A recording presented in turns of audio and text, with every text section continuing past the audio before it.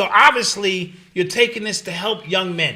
We know how they treat us at these age. First of all, we don't own any of them, right? They're all white. I want to get to that. I want to get to that. So it was just so taking on these positions have to be for something other than the money. Mm-hmm. It has to be. I'm coming into the trenches. No different than you are a teacher and they assign you to the worst neighborhood in Brownsville.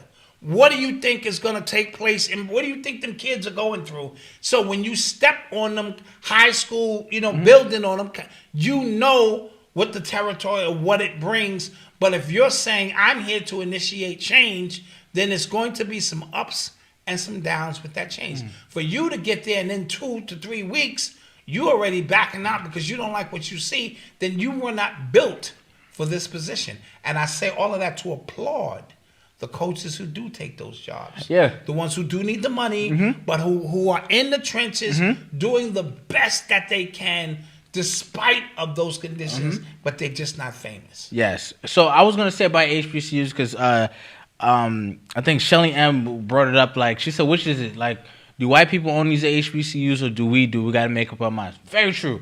And I was thinking at this point, 2023, we should probably let HBCUs go. Yeah. Just let you sit with that feeling. I said that 5 years ago. Yeah, I think. Yeah, you did. I think we should kind of let it go. We don't run them, right? Our kids can barely afford them because their financial aid system is terrible. Yes. Right.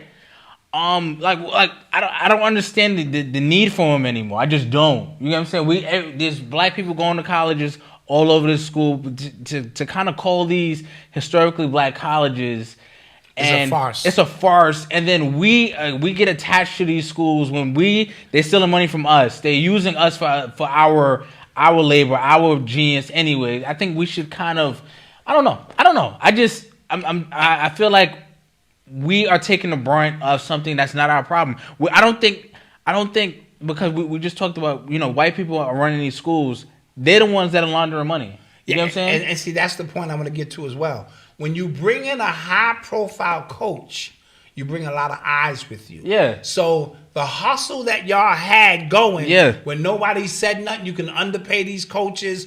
You don't have to pay the staff to clean nothing. When you bring in a Hall of Famer, the press comes with that. ESPN comes with that. So now, and then people might want to look at the books now. So a lot of them do not want these Hall of Fame coaches there as quiet as kept. You think welcome, come see us, but now my hustle, my little Ponzi scheme I got going to launder money, I can't do it as much as I would like to. So it's a triple-edged sword. Somebody said, what will replace it? So I think college is a waste. Get into it. That's a waste. Get into it. Look, we just talked about ChatGPT, right? There are colleges who are now requiring their papers, 20-page papers, be handwritten now because they're afraid that a student is going to use ChatGPT to write their paper for them, right? So traditional colleges, the liberal arts degree, I got a history degree, are going to be obsolete.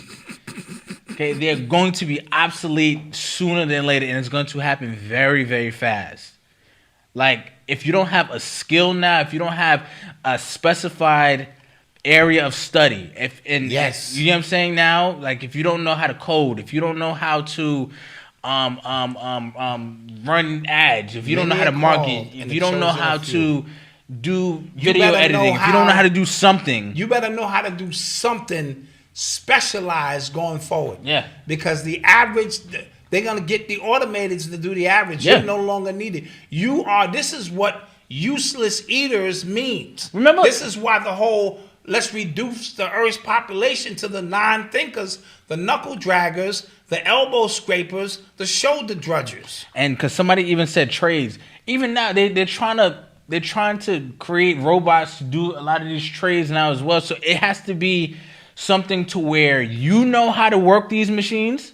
You get what I'm saying? If you read, Andrew Yang had a good book called The War on Normal People. Yes. Read it, right? You have to figure out a way to blend your skill set into what these machines are doing, right? So if you know how to use ChatGPT to figure out code for something, for a software that you're creating, or for a 12 foot that you're running. It has to be something to that effect. Because traditional school, I just don't see it anymore. And I don't think a lot of people, not even my generation, I don't think even after Odyssey's generation, it's a wrap. It's a wrap. You get what I'm saying? And even her generation, now she wants to get into nursing, so I can understand them running you through a program so you can understand medications and all that old kind of crazy stuff. But overall, dude, that is a waste of your time, your energy, and your money with the fact that I can sit down for 60 days and pull up YouTube videos to study anything I wanted and be considered an expert in that field once I take the certification test that says I am who I say I am.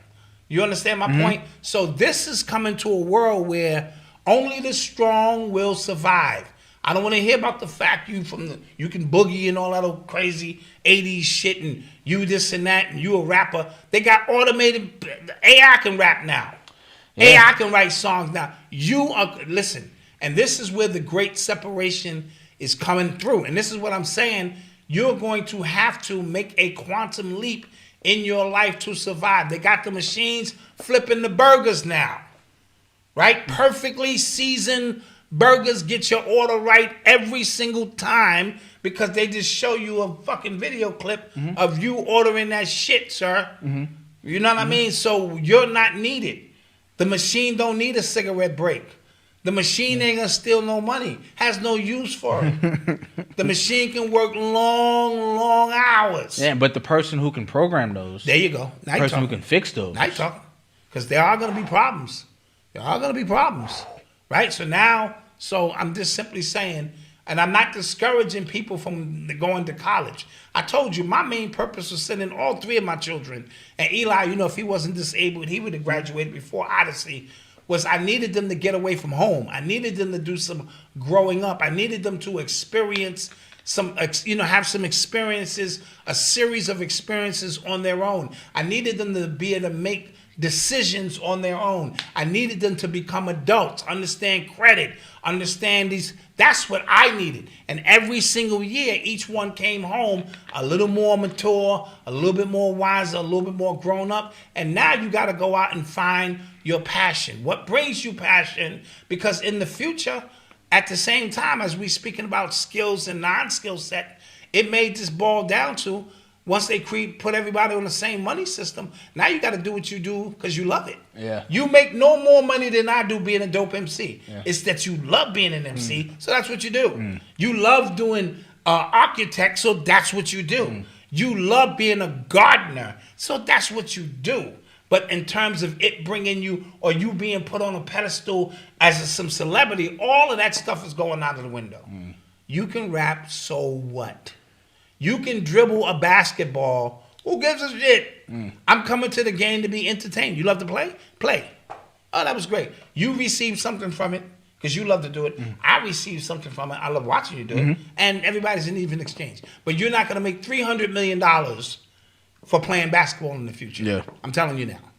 Yeah.